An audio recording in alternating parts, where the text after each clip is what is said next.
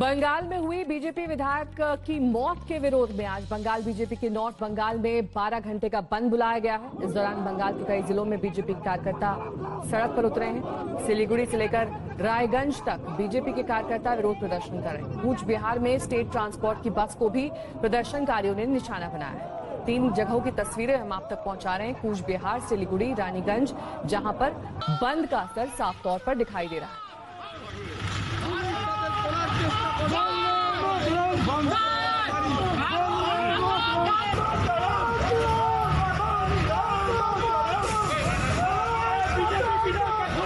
कूच बिहार की तस्वीरें जहां पर प्रदर्शनकारी लगातार विरोध पर बैठे हुए हैं। मनोज्ञा हमारे संवाददाता से तमाम जानकारी के साथ हमारे साथ जुड़ गए हैं। मनोज्ञा, पहले तो ये बताएं कि किन किन इलाकों में बंद का असर दिख रहा है और कैसे विरोध किया जा रहा है। सड़कों पर तस्वीरें तो हमारे सामने हैं, लेकिन इसके बावजूद जो पुलिस प्रशासन है उसकी तरफ से किस तरह के कदम है?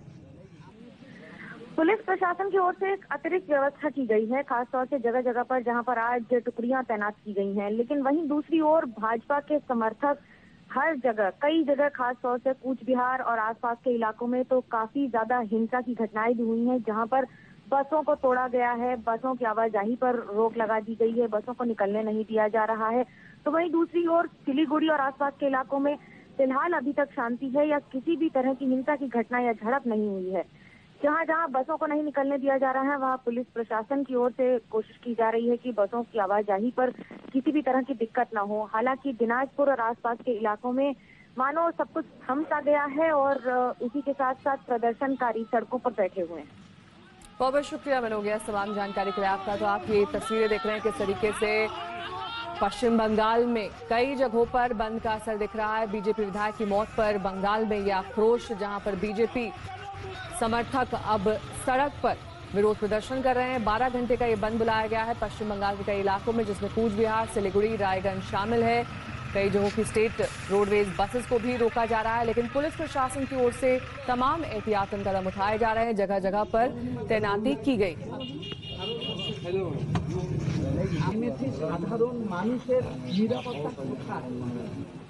बात अब राजस्थान की करेंगे, जहां पर कल हुए आयकर विभाग की छापेमारी को लेकर सीबीडीटी मुख्यालय से जानकारी दी गई है। जानकारी में यह बताया गया है कि जयपुर, दिल्ली और मुंबई में आयकर विभाग ने छापेमारी की। जयपुर में 20, कोटा में 6, दिल्ली में 8 और मुंबई में 9 जगहों पर आयकर विभाग ने छापेमारी की है। 3 कारोबारी समूहों पर 33 जगहों पर यह कार्रवाई की गई है, जिसमें 3 अहम शहर हैं, दिल्ली, कोटा और जयपुर।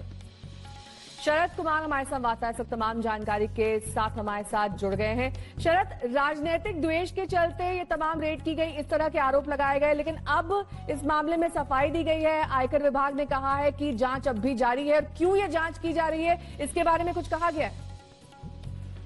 देखिए, 25 जगह पर भी रेड चल रहे हैं, जांच चल रहे हैं और ये अलग अलग कारोबार में काम करने वाले औद्योगिक घराने हैं। मेटल से लेकर ज्वेलरी से लेकर एंटिक से लेकर हाइड्रो से लेकर हर जो बड़े औद्योगिक कामकाज होते हैं उसमें काम करने वाले हैं। इनकी तरफ से कहा गया आयकर विभाग से कि बड़ी संख्या में नकदी, बुलियन ट्रेन और डिजिटल डायरी हमने बरामद की है और आज हम लॉकर भी खोलेंगे। लेकिन नया समझने की बात यह है कि ये केवल औद्योगिक घराने नहीं है, ये सिर्फ अशोक गहलोत के करीबी नहीं है, बल्कि जब से यूपीए सरकार से हटी है कांग्रेस के लिए बड़े मददगार रहे हैं और अशोक गहलोत इन्हीं के जरिए कांग्रेस को जिंदा रखने की कोशिश करते रहे। क्योंकि जिस तरह से कांग्रेस के सारे आय के स्रोत बंद हो गए थे, तो अशोक गहलोत के आड़े वक्त में काम आने वाले औद्योगिक घराने हैं। तो एक तरह से कहा जा सकता है कि बीजेपी ने कांग्रेस के ऊपर एक बड़ा प्रहार किया है आर्थिक रूप से, कि जो उनके करीबी औद्योगिक घराने हैं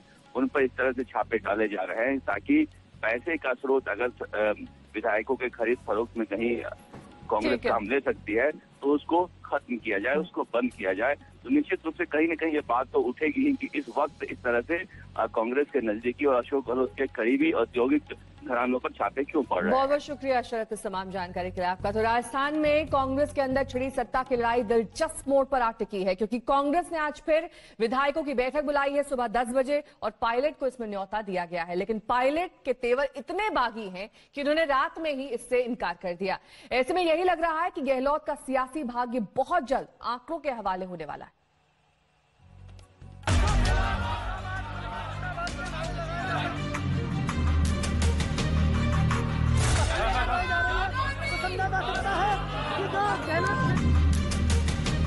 दिन में गहलोत ने दम दिखाया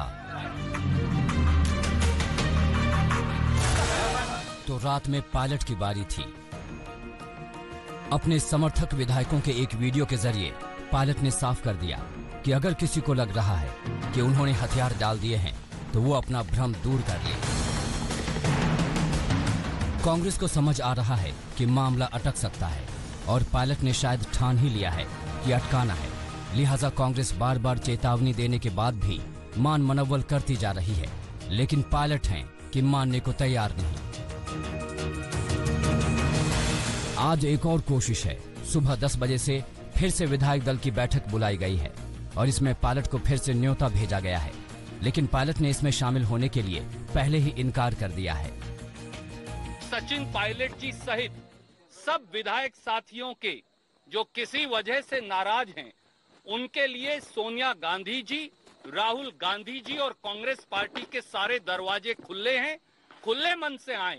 अगर कोई मतभेद है उसकी चर्चा करें।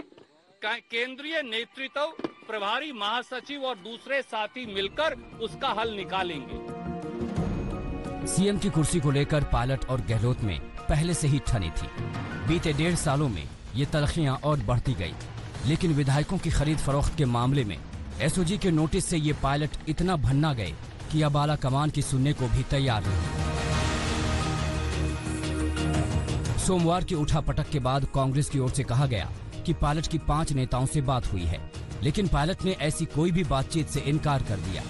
कांग्रेस नेताओं की ओर से कहा गया है कि पायलट 4 मंत्री पद और अहम मंत्रालय चाहते हैं, लेकिन पायलट ने इसे भी खारिज कर दिया। सीएम गहलोत ने शक्ति प्रदर्शन कर 109 विधायकों के समर्थन का दावा किया, तो पायलट ने पलटवार करते हुए कहा कि गहलोत के पास कांग्रेस के सिर्फ 84 विधायकों का समर्थन है। गहलोत ने अपनी सरकार को स्थिर बताया, तो पायलट ने कहा कि उनके साथ 30 से ज्यादा विधायक हैं। हालांकि सोमवार रात को ही गहलोत को समर्थन दे रही भारतीय ट्राइबल पार्टी ने अपने दोनों विधायकों को विश्वास मत की स्थिति में सदन से गैर हाजिर रहने का फरमान सुना दिया है। ये दोनों विधायक बाकी विधायकों के साथ होटल में ही हैं। सोमवार को हुई कांग्रेस विधायकों की बैठक में बाकायदा एक प्रस्ताव पास किया गया, जिसमें किसी भी नेता का नाम लिए बगैर पायलट को कड़ा संदेश दिया गया।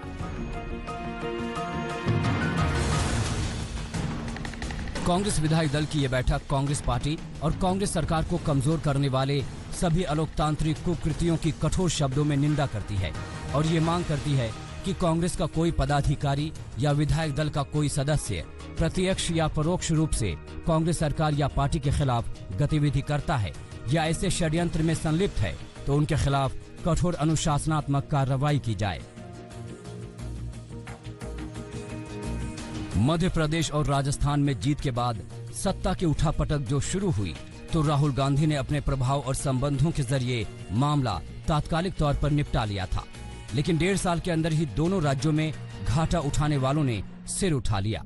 एमपी में सिंधिया ने सरकार गिराकर पार्टी बदल ली, तो अब करीब 3 महीने बाद राजस्थान में भी वही कहानी दोहराने जा रही है।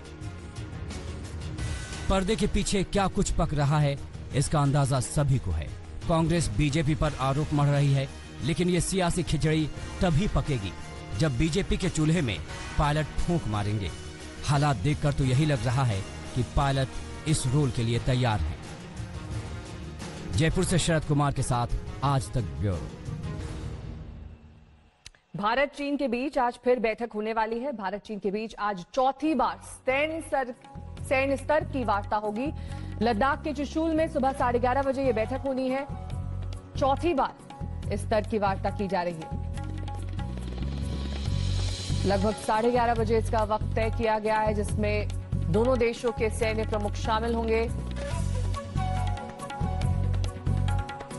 लगातार ये कहा जा रहा है कि जो अप्रैल जैसी स्थिति थी उसे बहाल किया जाए चीन की ओर से, वरना भारत भी पीछे नहीं हटेगा। वक्त ब्रेक का हो चला है, आगे देखिए नॉन स्टॉप 100। नमस्कार, मैं हूं अंजना ओम कश्यप। हमें उम्मीद है ये वीडियो आपको पसंद आया होगा। लेटेस्ट खबरों के लिए यूं ही देखते रहिए आज तक, और इस वीडियो के पसंद आने पर लाइक, शेयर एंड सब्सक्राइब करना ना भूलें।